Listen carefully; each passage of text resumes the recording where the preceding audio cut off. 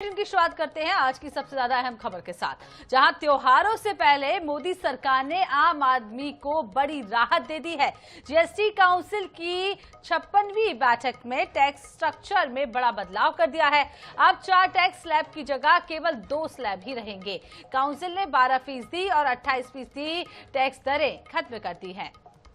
हालांकि 40% का एक और स्पेशल स्लैब जरूर बनाया गया है, जिसमें लग्जरियस आइटम को इस पे रखा गया है। तो बता दें कि अब सिर्फ 5% और 18% की दरें लागू होंगी। हेल्थ और लाइफ इंश्योरेंस पर भी अब कोई टैक्स नहीं लगेगा, जिससे प्रीमियम करीब 5% तक सस्ता हो सकता है।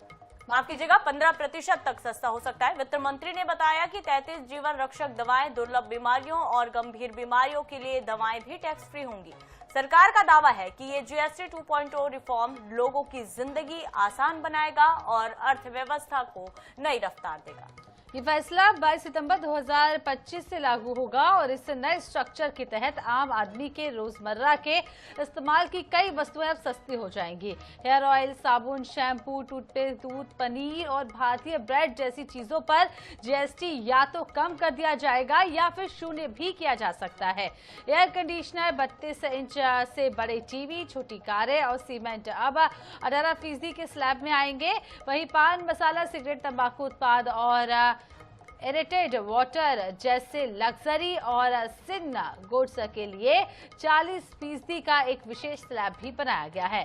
प्रधानमंत्री नरेंद्र मोदी ने इसे नेक्स्ट जनरेशन रिफॉर्म बताया है और इसका उद्देश्य बताते हुए उन्होंने कहा कि व्यापार में सरलता लाना और आम नागरिक का जीवन आसान बनाना है इसका उद्देश्य है।